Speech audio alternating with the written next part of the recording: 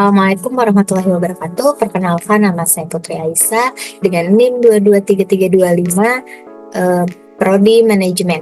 Di sini saya akan memaparkan beberapa materi dari satu semester ini pada MK Manajemen Pemasaran yang diampu oleh Bapak Fahmi Amirullah Anwar. Langsung saja ke materinya. Nah, di sini ada bab 1. Bab 1 itu tentang memahami manajemen pemasaran. Pemasaran adalah mengidentifikasi dan memenuhi kebutuhan manusia dan sosial. Salah satu definisi yang baik dan singkat dari pemasaran adalah memenuhi kebutuhan dengan cara yang menguntungkan. Ketika eBay menyadari bahwa orang tidak mampu menemukan beberapa barang yang paling mereka inginkan, perusahaan tersebut menciptakan lelang online. Ketika IKEA menyadari bahwa orang menginginkan perabot yang bagus dan harga yang lebih murah. Nah, perusahaan tersebut menciptakan perabot murah. Terus dua perusahaan ini menjunjung kecerdasan pemasaran yang mengubah kebutuhan pribadi atau sosial menjadi peluang bisnis yang menguntungkan. Selanjutnya, apa yang dipasarkan? Nah, orang-orang pemasaran memasarkan 10 tipe. Yang pertama itu entitas barang, terus jasa, acara, pengalaman orang, tempat, properti, hak kepemilikan, organisasi, informasi, dan ide. Terus siapa yang memasarkan? Ya, pasar dari prospek pasar adalah seseorang yang mencari respon, perhatian, pembelian, dukungan, sumbangan dari pihak lain yang disebut prospek. Jika dua pihak ingin menjual sesuatu satu sama lain, kita menyebut kedua pihak tersebut adalah pemasaran. Nah, lanjut ke bab selanjutnya, yaitu bab 2 tentang mengembangkan strategi dan rencana pemasaran. Nah, strategi generik Michel Porter mengajukan 3 strategi generik yang memberikan titik awal yang baik untuk berpikir secara strategis. Yang pertama ada kepemimpinan biaya secara keseluruhan, terus diferensiasi, selanjutnya ada fokus. Terus di sini ada rencana pemasaran adalah salah satu perwujudan utama dari proses pemasaran. Isi dari rencana pemasaran sendiri yaitu rangkuman eksekutif dan daftar isi. Selanjutnya ada analisis situasi. Selanjutnya ada strategi pemasaran. Terus selanjutnya ada proyeksi keuangan. Selanjutnya ada kendali implementasi. Selanjutnya di sini ada bab 3 yaitu mengumpulkan informasi dan memindai lingkungan. Nah, sistem informasi pemasaran terdiri dari orang-orang, peralatan, dan prosedur untuk mengumpulkan, memilah, menganalisis, mengevaluasi, dan mendistribusikan informasi yang dibutuhkan tepat waktu dan akurat bagi pengambil keputusan pemasaran.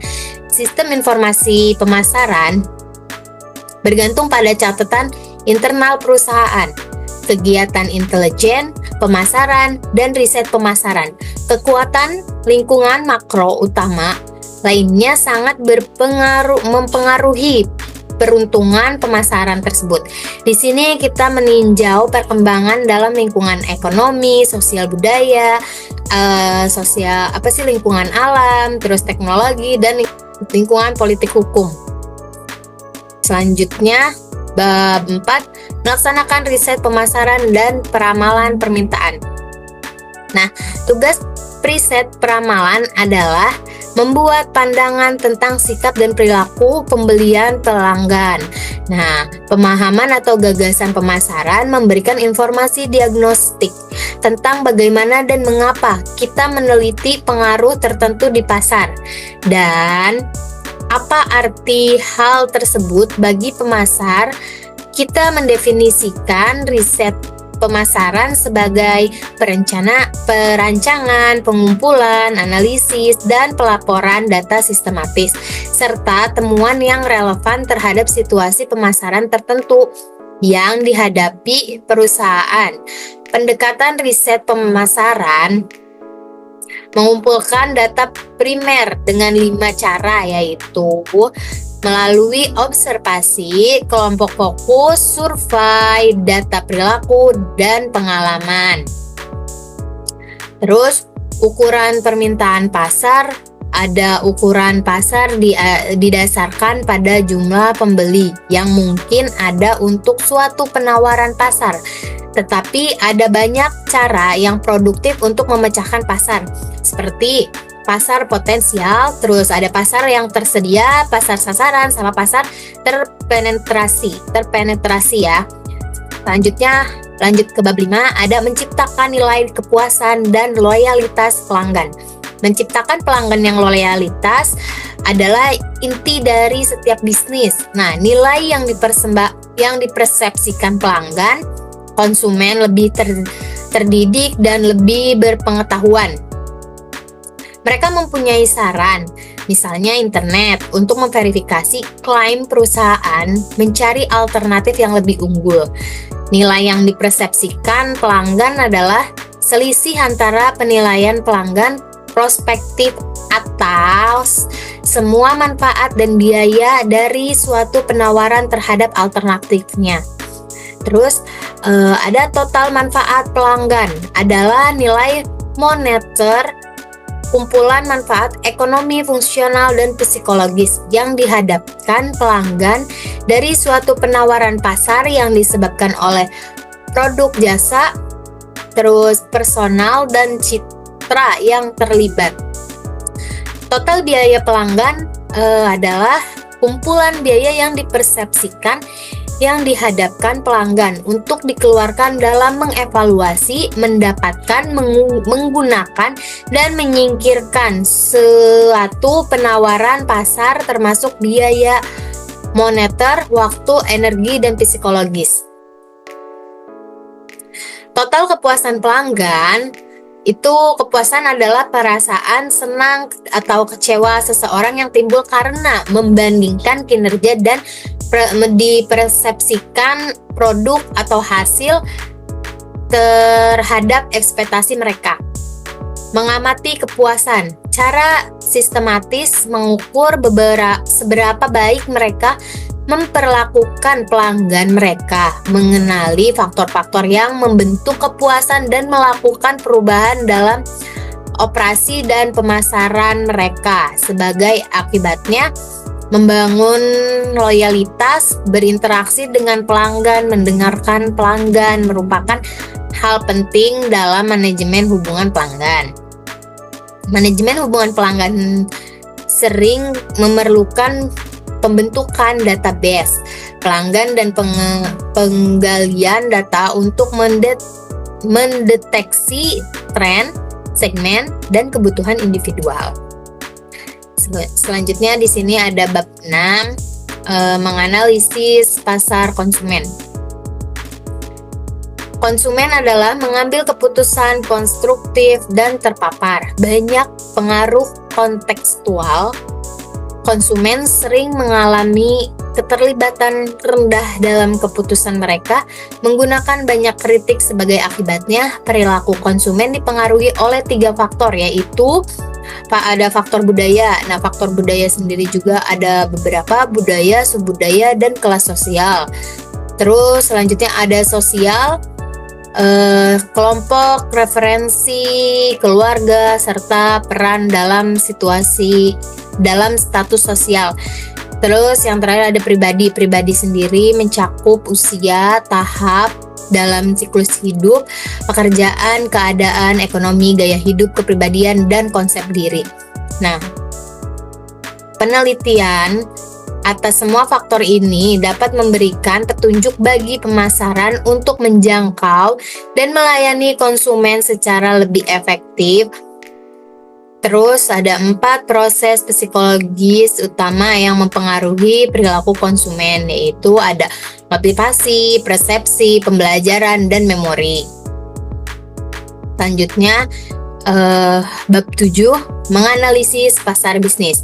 Pemasaran bisnis harus membentuk ikatan dan hubungan yang kuat dengan pelanggan mereka dan memberikan nilai tambahan kepada mereka. Meski demikian, beberapa pelanggan mungkin lebih menyukai hubungan transaksional dibandingkan pasar konsumen. Pasar bisnis biasanya mempunyai pembeli yang lebih sedikit, namun lebih hubungan pelanggan pemasok yang lebih dekat, dan pembeli yang lebih berkonsentrasi secara geografis. Permainan dalam pasar bisnis diturunkan dari permintaan di pasar konsumen dan berfluktuasi tergantung siklus bisnis. Meskipun demikian, total permintaan untuk banyak barang dan jasa bisnis dapat dikatakan tidak elastis terhadap harga. Pemasaran bisnis harus menyadari peran pembeli profesional dan pihak yang mempengaruhi mereka. Perlu dilakukannya telepon penjual dan arti penting pembeli langsung, keuntungan bagi kedua belah pihak, dan penyewa jangka panjang atau leasing ya. Selanjutnya bab 8, mengidentifikasi segmen dan target pasar. Tingkat segmentasi pasar. Titik awal untuk mendiskusikan segmentasi adalah pemasaran massal. Agar bermanfaat, segmen pasar harus dapat diukur, substansial, dapat diakses, dapat didiferensiasikan, dan dapat ditindaklanjuti. Ada dua dasar untuk mensegmentasi pasar konsumen. Satu, ada karakteristik konsumen dan respon konsumen. Terus variabel segmentasi utama untuk pasar konsumen adalah geografis, demografis, psikografis, dan perilaku. Terus perusahaan harus mengevaluasi berbagai segmen dan memutuskan berapa banyak dan mana segmen yang dibidik segmen tunggal, beberapa segmen, produk khusus, pasar khusus, atau pasar penuh. Jika perusahaan melayani pasar penuh, perusahaan harus memilih antara pasar terdiferensiasi dan pasar tanpa diferensiasi. Perusahaan juga harus mengamati hubungan segmen dan mencari ekonomi cakupan dan potensi pemasaran bagi segmen super. Selanjutnya bab 9, yaitu menciptakan ekuitas merek. Apakah ekuitas merek itu? Ahlian pemasaran profesional yang paling unik adalah kemampuan mereka untuk menciptakan, mempertahankan, memajukan, dan melindungi merek. Dapat disimpulkan bahwa merek adalah produk atau jasa. Dimensinya mendiferensiasikan merek tersebut dengan beberapa cara dari produk atau jasa lainnya yang dirancang untuk memuaskan kebutuhan yang sama. Sebuah merek adalah sebuah nama, simbol, desain, atau kombinasi dari beberapa elemen ini yang dimasukkan untuk mengidentifikasikan barang dan jasa dari suatu atau sekumpulan penjual dan untuk mendiferensiasikan mereka dari para pesaingnya. Strategi penetapan merek untuk sebuah perusahaan mengidentifikasikan elemen mana yang dipilih perusahaan untuk ditetapkan ke berbagai produk yang mereka jual. Selanjutnya ada bab 10, membentuk positioning merek. Mengembangkan dan mengomunikasikan strategi positioning atau pemosisian. Semua strategi pemasaran disebut berdasarkan STP, segmentasi penentuan sasaran, targeting, dan positioning. Keputusan positioning promosisian memerlukan penentuan kerangka referensi dengan mengidentifikasikan pasar, sasaran, dan sifat persaingan, serta asosiasi merek titik paritas. dan titik perbedaan yang ideal. Titik perbedaan POD adalah asosiasi unik dengan merek yang juga dipegang kuat dan sering dievaluasi oleh konsumen.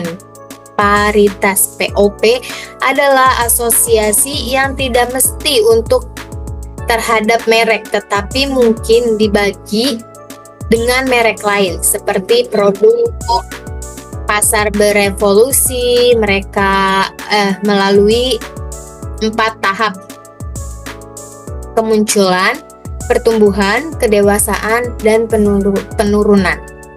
Selanjutnya, bab 11, menghadapi persaingan. Persaingan terdekat perusahaan adalah mereka yang berusaha memuaskan pelanggan dan kebutuhan yang sama dan memberikan penawaran yang serupa. Perusahaan juga harus memberikan perhatian kepada pesaing laten yang mungkin menawarkan cara baru atau cara lain untuk memenuhi kebutuhan yang sama. Perusahaan harus mengenali persaingan dengan menggunakan analisis berbasis industri dan pasar sekaligus. Penantang pasar menyerang pemimpin pasar dan persaingan lain dengan penawaran yang agresif untuk mendapatkan mangsa pasar yang lebih banyak. Titik penantang dapat memilih dari 5 jenis serangan umum. Penantang juga harus memilih strategi serangan yang spesifik.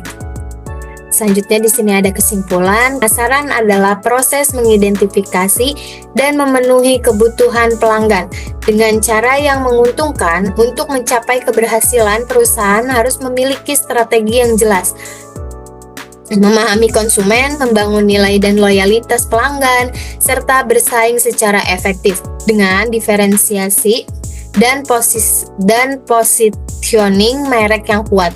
Pemasaran yang baik memanfaatkan riset pasar, segmentasi yang tepat, serta mengelola informasi dan strategi komunikasi guna mencapai keunggulan kompetitif di pasar.